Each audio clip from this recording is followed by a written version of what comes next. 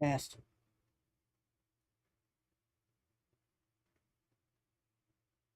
Okay. Things appear to be working here. Probably wait a few before we start anything up here. Got a pretty decent card. My phone is telling me that I am live on YouTube, which I am aware of. Thank you, phone. Yeah, I wasn't really planning on streaming anything this weekend. I was just going to work on the program some more. But I figured, what the hell, I need to catch up on the Bluegrass Wrestling. I think I'm only one card behind now. I ran a couple of them, a couple of cards off camera or, you know, without streaming it. So I guess we can go over the results of those. Not super exciting, but they are there. So last we left off, we ran this card on the stream. So we ran two cards. We ran Bluegrass Wrestling 6.8 at the Jefferson County Armory in Louisville, Kentucky, a 6,000 person capacity. That card saw Bronco Nagurski defeat Frank Hickey with an over-the-shoulder arm breaker in 5 minutes and 4 seconds. Billy Sandow and Toots Mondt, two-thirds of the Gold Dust Trio, faced off against George Tragos and Ray Steele, in which Toots Mondt beat Ray Steele with a flying headlock in 5 minutes and 24 seconds. Then Ad Santel stepped in with Sputnik Monroe and defeated him with the STF in 4 minutes and 5 seconds. And then in the main event, Ed Lewis faced off against Stu Hart.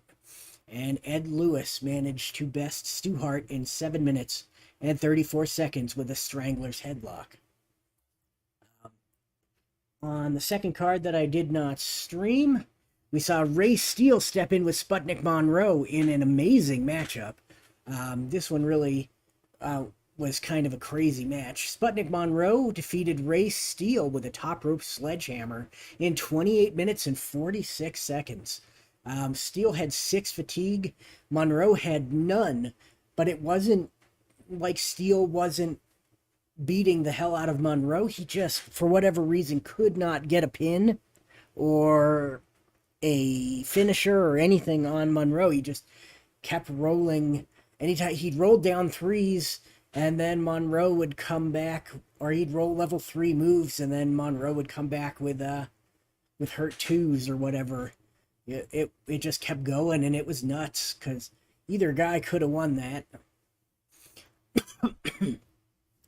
And then that followed up with Ad Santel stepping in with Spaceman Frank Hickey. And Santel was able to beat Hickey with the STF.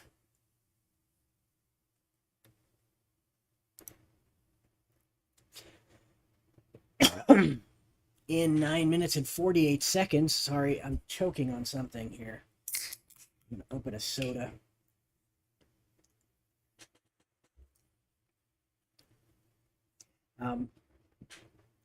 Hickey was a little more game than usual in that match. Ad Santel still put him away, but Hickey definitely took it to him a little bit.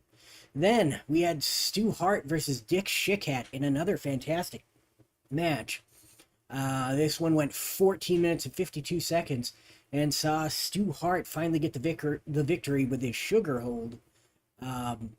And then in the main event, Dick Reigns defended his Kentucky State title for the second time against Bronco Nagurski. And just like the first time, Nagurski won, but via DQ, when Dick Reigns just wouldn't break a chokehold. And so Nagurski was, he's pretty upset that Reigns won't, fight him fair. But Reigns manages to hold on to the title even if he lost the match. So that was the happenings in the National Wrestling Commission universe kind of off camera. Now we can go into card 6.10. We're going to go ahead and load this event up. We got 4 matches tonight. No, I don't want to load all of my cards. Just the used ones. There we go. Just provides a nice little backdrop there. And our first match tonight is going to pit George Tragos versus Strangler Evan Lewis. Evan Lewis has had a couple of matches here in Bluegrass Wrestling. Not been particularly successful. He lost his most high-profile match to Strangler Ed Lewis via Strangler's headlock. In the second match, we've got Ray Steele taking on Stu Hart. Those two both had really good matches last card, so I wanted to pit them against each other. Then we've got Sputnik Monroe. He'll be facing off against Buddy Rogers. This will be Buddy Rogers' first appearance in Bluegrass Wrestling, and it's a tough one against Sputnik Monroe. And then in our main event, we've got the Kentucky State Champion, Dirty Dick Reigns, and he will be defending against Ad Santel. Santel maybe will be able to keep him from getting disqualified. We'll have to see. This event is taking place in the Jefferson County Armory in Louisville, Kentucky. We sold 4,703 out of the 6,000 possible seats, so a pretty good turnout. Let's set this to the right year. It is not that. It will be the 15th, and it is the 10th month, so that is October. There we go. Let's save this again with the correct information. There we go. So we're going to run that first match, Tragos versus Lewis, and head to ringside. And in the blue corner, weighing in at 185 pounds and standing 5 feet 10 inches tall from Katsaro, Greece, he is George Tragos. And in the red corner, weighing in at 180 pounds and standing 5 feet 9 inches tall from Ridgeway, Wisconsin, this is Evan Lewis. And Lewis and Tragos lock up in the center of the ring, and it looks like Evan Lewis gets the better of the lockup and applies an armbar. Tragos able to reach the ropes after some minor inconvenience. Lewis pulls him off the ropes and shoulder throws him, though. This is a power maneuver, and he does barely have the power advantage. And so that is going to work, and Tragos is going to roll through, but it dazes him long enough for Lewis to follow it up. Lewis moves in with a waist lock takedown here on George Tragos.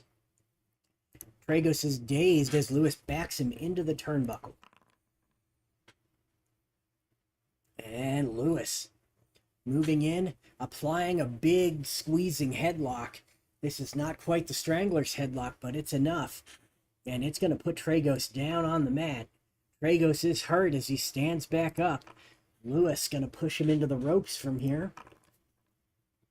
And the referee is in to break the two men up, and they meet in the center of the ring. And Tragos wins the lockup this time. Tragos tries to apply a hammerlock, but Evan Lewis just too quick on his feet there and is able to counter that hammerlock with a driving double leg takedown. And George Tragos able to stuff that takedown with a big face lock and knee lift. And Lewis catches that knee and is on the attack here with a bear hug and trip. This is a choice F maneuver, so let's see what it's going to be. His power is +2, so that's what we're going to go for. So 8 or... let's back this up here. 8 or less, and that is a roll of 3, so that is going to work. So that bear hug and trip takes Tragos to the ground. Tragos is hurt here, as he stands back up. Evan Lewis once again trying it 8 or less, and he gets it again. So once again with that bear hug and trip, and Tragos hits the mat. He's not going to roll out of the ring. Tragos is not that kind of competitor. And Evan Lewis applies a knee bar to George Tragos. This is a choice D maneuver. This is going to work on 10 or less. And with a roll of 8, he is successful there. Tragos is hurt. And Lewis backs him into the ropes. And of course, my wife would call right when I'm getting started, so please bear with me here.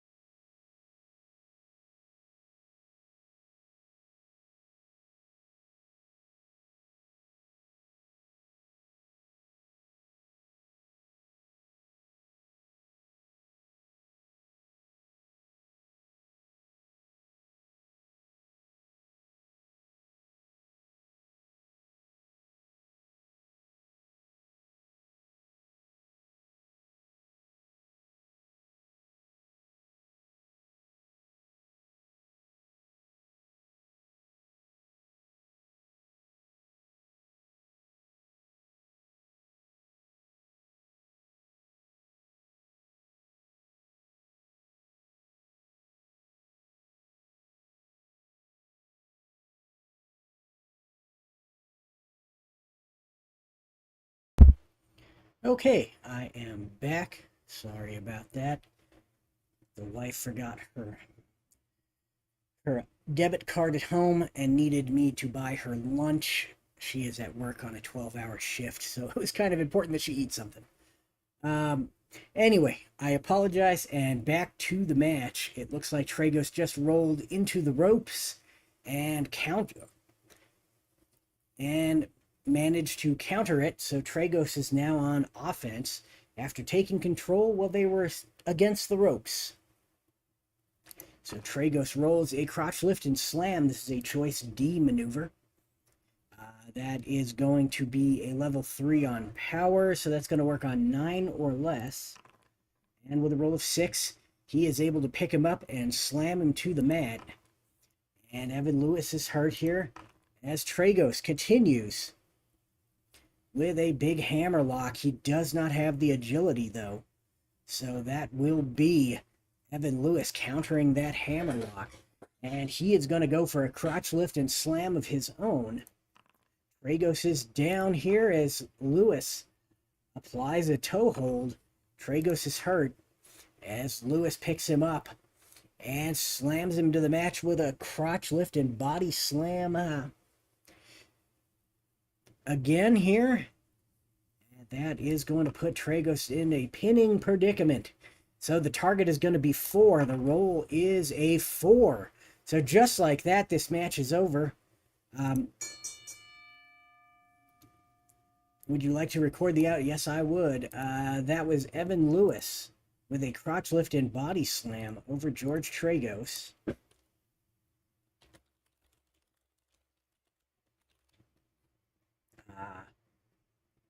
Tragos had 1 fatigue, so really that was not a very great match. It definitely did not go on for 27 minutes. That's just because of my phone call. We're going to say this went on for about 8 minutes of actual match time. So Tragos had 1 fatigue. Lewis had 0. There we go.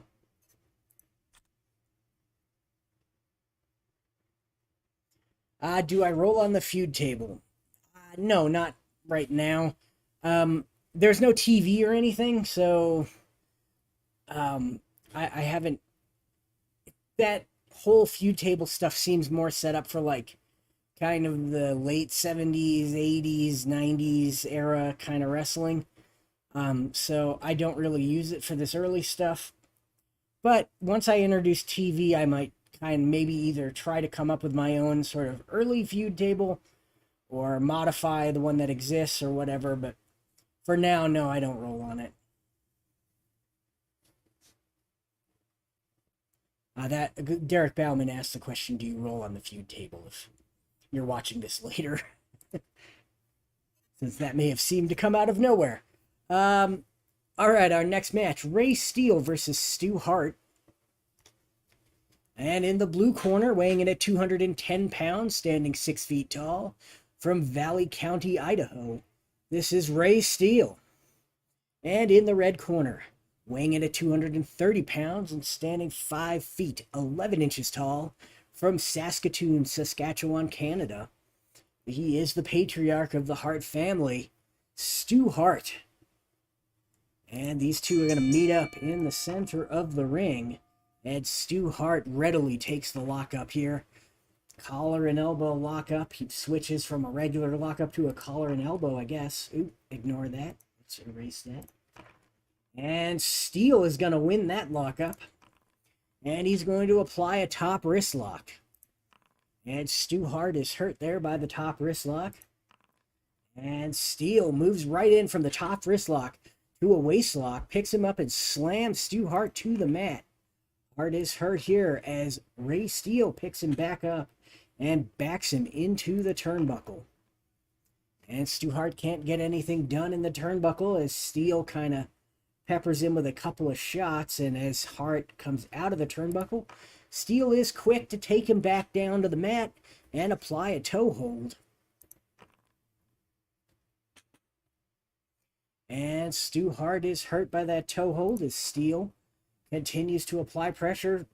Hart is back to his feet, and Steele pushes him into the ropes. So Ray Steele into the ropes here. What am I doing? I'm rolling into the ropes on Steele instead of on Hart here. And Stu Hart rolls, and Ray Steele able to push him against the ropes and then take him down with a big pickup, and he spins him around and slams him in the center of the ring here. Ray Steele still on the attack, applying the leg grapevine after that big slam. Stu Hart is down. He is going to roll out of the ring. They are kind of close to the ropes. And Stu Hart can't get anything done, but he was able to break it up and take a breather. Ray Steele jumps on him as soon as he gets back in the ring, though, and applies a front chancery. And the chancery brings Stu Hart down, so Steele gets him in dangerous territory here as he applies a hammerlock as Hart lays on the ground. Stu Hart, however, going to spin out of that hammerlock, and he applies a wrist lock. This is an agility maneuver, and Steele has the agility, so Stu Hart not going to be able to cinch up on that wrist lock, and Ray Steele going to back him into the ropes. And Stu Hart into the ropes, but he nails Ray Steele with a shot to the gut as they press against the ropes, and Hart is on the attack there. Steele a little bit doubled over after that punch to the stomach, and Hart is able to slip behind him and apply a sleeper hold. Steele's hurt here as Hart applies the neck scissors, or the leg scissors neck lock on Stu Hart here. Oop, that's a level 2. So we're going to say that that was a counter, but because I rolled on level 2, but I just wanted to get rid of that thing. So here we go. That was a counter 2 for Ray Steele, so we'll roll on level 2. Driving double leg takedown. That is going to be successful there. Stu Hart is hurt by that driving double leg, and Steele applies a drop toe, or just a regular toe hold, not a drop toe hold. And Stu Hart is hurt. And now Ray Steele backs him into the turnbuckle again. Stu Hart once again able to spin it around this time. And the referee breaks him up, but it's Steele who has to kind of come out of the turnbuckle. And Stu Hart is waiting. Stu Hart scoops him up as Steele moves towards him with a big body slam. And Steele is hurt. As Stu Hart applies that face lock as Steele gets back to his feet. And he transitions from the face lock to the sleeper hold. And that's almost going to do it, but not quite. As Steele able to get out of the sleeper hold, kind of elbows him in the gut there. Stu Hart forced to break the sleeper, but punches him directly in the stomach, doubling him over. And here we go. It could be into the ropes or a level 2 move. On 7 or less, we're going to actually back him into the ropes. And that was not a good choice, as Ray Steele able to spin it around and then drop toe hold Stu Hart as they're pressed up against the ropes. Steele in control now. Steele not going to throw him out of the ring, going to roll up. Going to throw him into the ropes here. And this time Stu Hart able to get the best of the struggle on the ropes. Stu Hart has a level 3 offensive roll coming up, and Stu Hart going to throw him out of the ring. Ray Steele protesting that, getting frustrated. He pulls Stu Hart out of the ring over the top rope. The referee is kind of upset about that. Going to roll DQ. He's got a very low disqualification, so I don't think he's going to be disqualified, and he's not.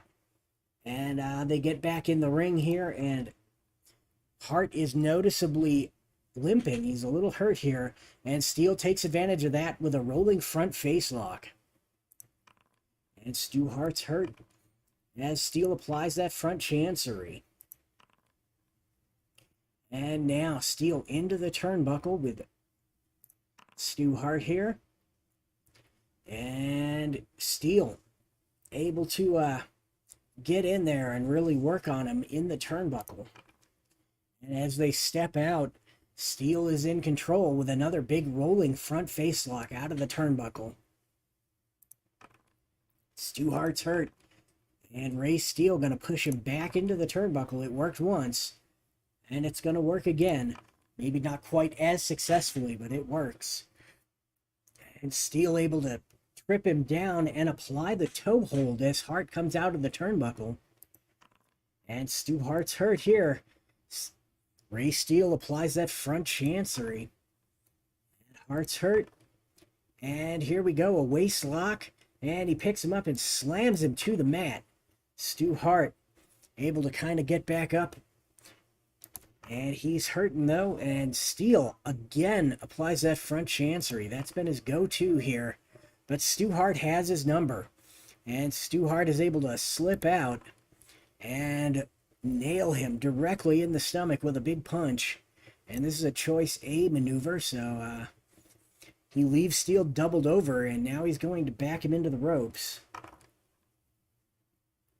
And Stu Hart able to drop toe hold him.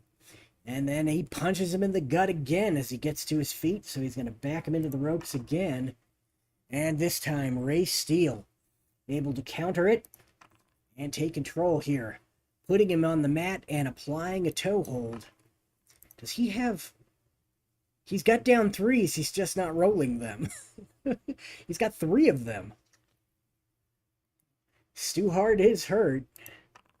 And Steele continues to apply pressure with that toe hold.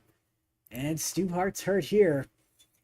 Hart gets up, forces Steele to release the toe hold, but Steele moves in, driving double leg takedown. And Stu Hart moves out of the way here. Quick thinking by Stu Hart. Stu Hart trips up Ray Steele as he drives in, puts him on the mat, and applies the leg scissors necklock on Ray Steele. Now Steele is hurt, and Stu Hart moves in for a sleeper hold. And Steele is hurt as Stu Hart tries to cinch up more on that sleeper. Still not getting him. And Stu Hart moves into a face lock, possibly to transition to a different maneuver here. But no, Ray Steele able to pull his head out of that face lock and take control, tripping him down to the mat and applying the toe hold again. And Stu Hart is down. He gets to the ropes, and he is going to roll out of the ring. And he pulls Ray Steele out of the ring and picks him up and slams him on the concrete floor. Ray Steele going to roll his count out here. Target is 2, roll is a 9, so not counted out, but he eats a point of fatigue. And Stu Hart on the attack here. Guillotine choke on Ray Steele. Steele got nowhere to go, might be forced to give up. And the target is a 3 and the roll is an 8, so Steele doesn't submit, but is forced to eat another point of fatigue at the hands of Stu Hart. Now Stu Hart gonna throw Ray Steele out of the ring. And now both wrestlers are out of the ring here, and they're brawling on the floor. And both wrestlers are being warned by the referee, but ignoring him. The referee threatens to disqualify both men, and neither man is disqualified. That does it, though. They're both able to get back into the ring. And Stu Hart is able to take control here. And Stu Hart puts him down with a couple more shots after they get back in the ring, and then applies that sugar hold. Target is going to be 7, and the roll is a 6. So Stu Hart has defeated Ray Steele with the sugar hold.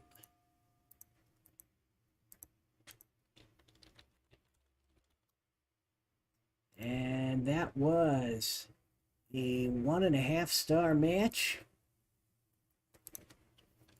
as Steele had 3 fatigue and Hart had 0 fatigue. There we go. So let's go here to my used cards just to show it off. I see that you have posted again. I am excited for your next bootleg set coming out in the fall. Like the Bruno drawing you showed at Galacticon, says Derek Bauman. Yeah, I'm excited to get it out there. It should be a fun set. I've been playing with the cards quite a bit. I tend to do a lot of testing for my cards. I don't like them to be kind of rushed out. I know some people kind of rush things out, and The cards don't play as well as they could. I tend to do the opposite. Like, I'm working on spring 2020 or fall 2023 and spring 2024 already. So, um, yeah, a lot of those cards will have a lot of playtesting behind them by the time they get to you guys. So, definitely looking forward to getting them out, though. Probably next week we'll start some more reveals for the fall set. So keep an eye on that. Next Friday or next Saturday or Sunday, I'll probably do some more reveals. So, all right, our next match is Sputnik Monroe and Buddy Rogers. This is Rogers' first time in Bluegrass Wrestling.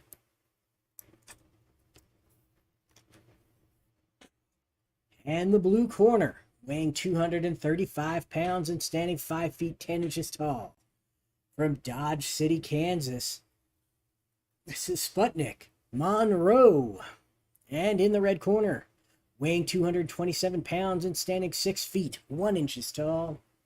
From Camden, New Jersey, the Nature Boy, Buddy Rogers. And Rogers and Monroe meet in the center of the ring, and Buddy Rogers takes control of the match.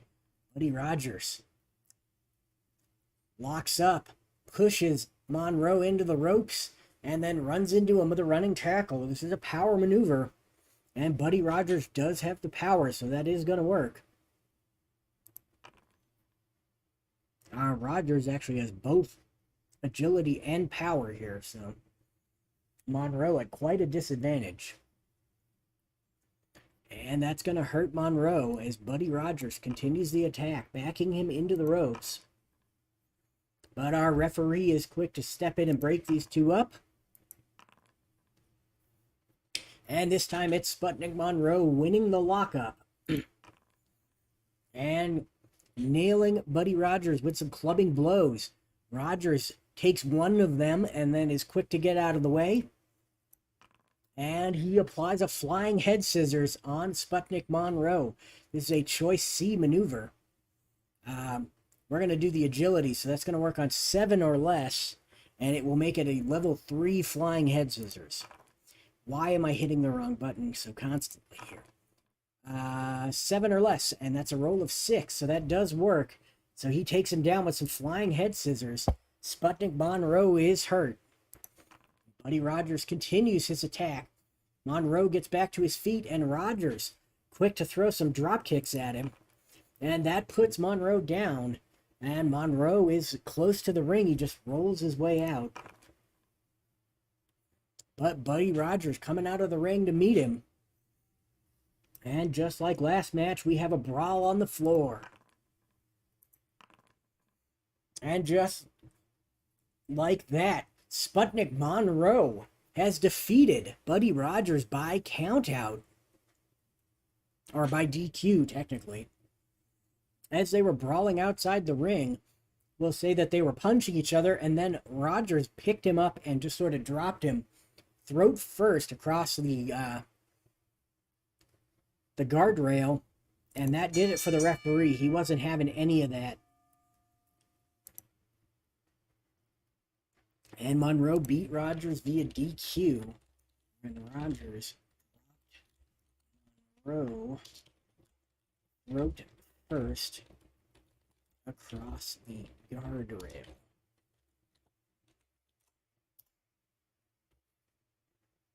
Oh, definitely an upset. Like, I was booking Rogers to come in, basically dismantle Monroe, who's got a pretty solid record over here in Bluegrass Wrestling.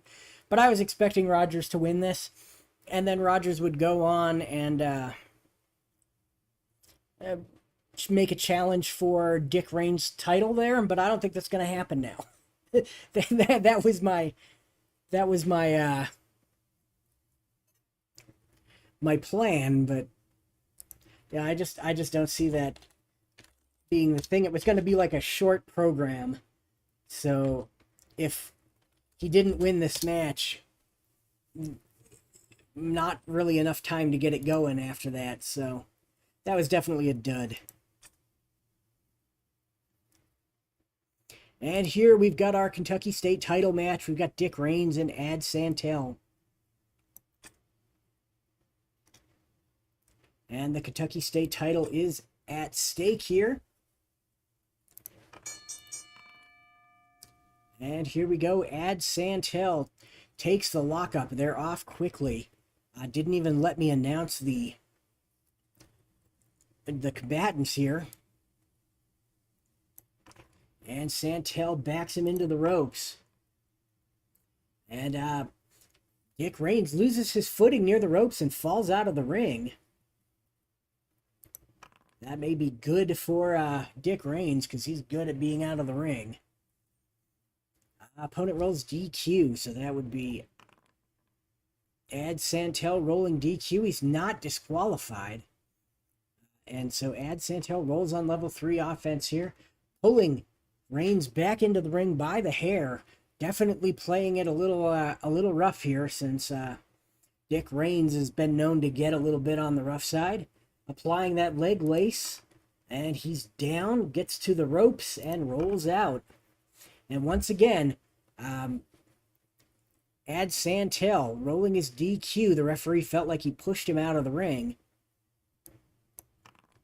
And once again, Ad Santel not disqualified. Raines tries to come back in.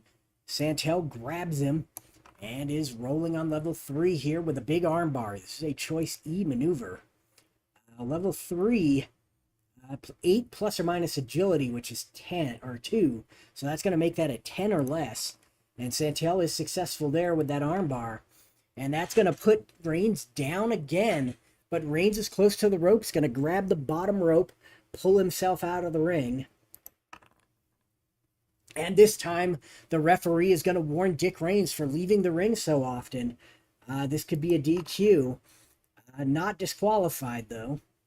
And now Dick Raines, he trips Santel from the outside of the ring and then slides back in quickly and takes control of the match. Throwing Ad Santel out of the ring as he gets back in. Santel hits that concrete floor hard, and he is rolling count out.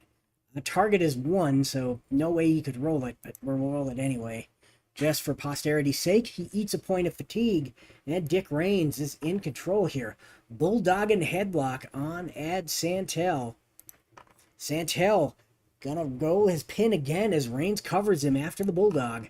Target is 2, roll is a 10, so Santel kicks out, but Dick Raines showing why he's the champion as he pitches Santel out of the ring again. Ad Santel once again strikes the floor very hard. Rolling his count out here. Target is 3, roll is a 7. And he gets back in. And Dick Raines is quick to take control. And he grabs him by the back of the head and tosses him out of the ring on the other side. And once again, just absolutely cracks the floor ridiculously, tweaking his knee. Santel in trouble here. He's limping around. He limps back into the ring. Dick Raines grabs him up and applies that backbreaker. This is a +2 finisher. So here we go. It's going to be a target of 7, and the roll is a 5. So Dick Raines, the champion, absolutely manhandles Ad Santel to retain his title. So Raines beats Santel via backbreaker.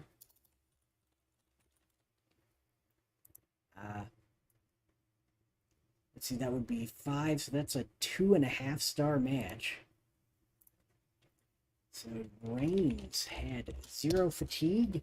Santel would have 5 fatigue, because he would have earned another one after the pin. And we'll go okay. And there we go. That brings Bluegrass Wrestling up to par with my National Wrestling Commission. They're both in October now.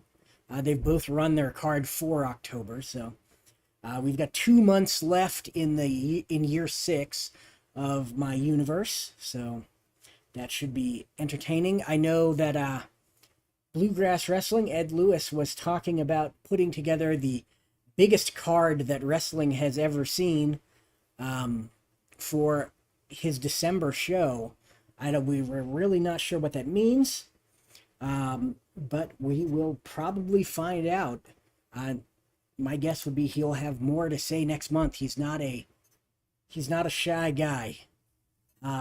One thing I did want to show off that I have added to this.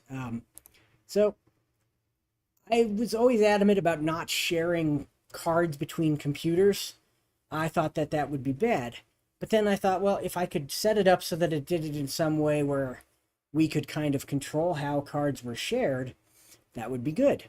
So I looked into it, and I found this site called Mod.io that basically it's like the Steam Workshop. If you are familiar with video gaming, PC gaming at all, you probably are familiar with the Steam Workshop. But this allows users to upload their cards and for other users to download them. Toaster Boy Grant has added quite a few of his Championship Wrestling from Hollywood bootlegs already. I've added a couple of charts in some of my bootlegs. I think mostly, yeah, there they are. Mostly my old black and white bootlegs. Some of them I still use. Everett Marshall, Gene Stanley, Earl Caddick, Dick Shickhat. I don't have color versions of those guys, so I still use those cards. Some of them Ray Steele, who we just saw. And then on the COTG side of things, Hexstar, who also helps me with playtesting and is writing the manual for this application, has uploaded his bootleg from Galacticon 2022. And so that's there. And he said that he was going to add the 2 bootlegs he made for Galacticon 2023 at some point in the future. And I was just kind of excited about that. It's a nice way, since all uploads need to be approved by a moderator. You can't upload official cards because they won't be approved. And if you do it and you're told not to do it and you do it again, you just get banned. And that's a pretty easy way to handle that, I think. So I think that's a nice way to deal with this particular setup. I do eventually also want to add, so I don't think I've showed this off at all. I know, but I added like a little title belt thing. Right now I'm using, these are placeholders. They will not come with your, like if I make this live so that people can use it, they won't come with these. I ripped these from FirePro, and so I can't distribute them. I don't own them. But basically, you can use these to create your own belts. You can change the color of things. Let's say I want a red strap with a blue belt for some reason. Let's make that a little less. There we go. And then we can stick, let's put some jewels on it just because we can. We'll go new belt item. Bring it down. Let's put it in the middle of the star there. You can move it around just by clicking and dragging. Your scroll wheel will... I scrolled it off the screen. Anyway. But yeah, you can move these around just by clicking and dragging. Your scroll wheel will bring them up and down. Make them bigger or smaller. You know, that kind of thing. The text is not very useful at this point. You can just kind of go... World lamest title. So yeah, that's kind of hard to I guess this is blue, so we should make this blue of some sort. But yeah, you get the point. You can adjust the bend on it, make it bend either way. It doesn't bend a whole lot, but you know, I eventually do want to make those, and then of course if I click save and exit, it will add it to the list of titles that I can select when I make titles and things.